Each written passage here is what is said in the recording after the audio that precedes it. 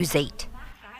Our first-time early voting saw more than 700,000 people in the state cast their ballot before today. The Secretary of the state says there are still long lines right now at some polling locations around the state.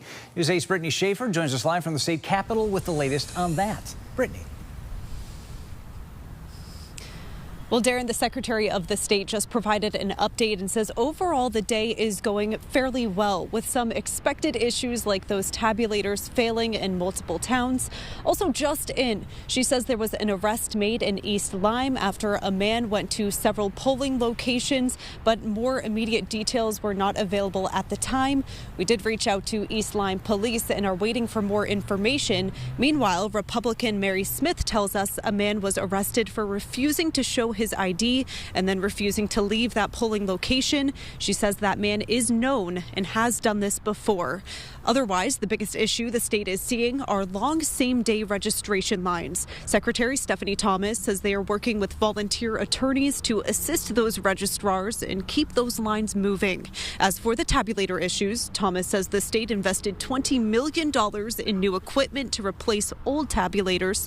Those were secured earlier this fall, but not in time to fully implement them across the state for this election. Thomas assures me those issues will have no impact on election results.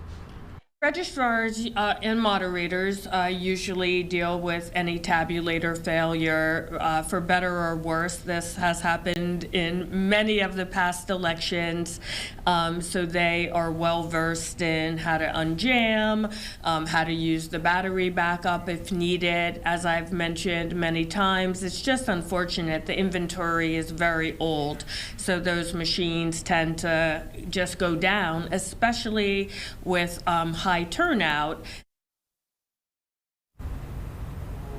And Secretary Thomas did not have an update on voter numbers from registrars this evening. We are expecting to learn more on that at her next press availability. That's coming at 8 p.m. Make sure you stay with us for the very latest. For now, live in Hartford, I'm Brittany Schaefer, News 8. And of course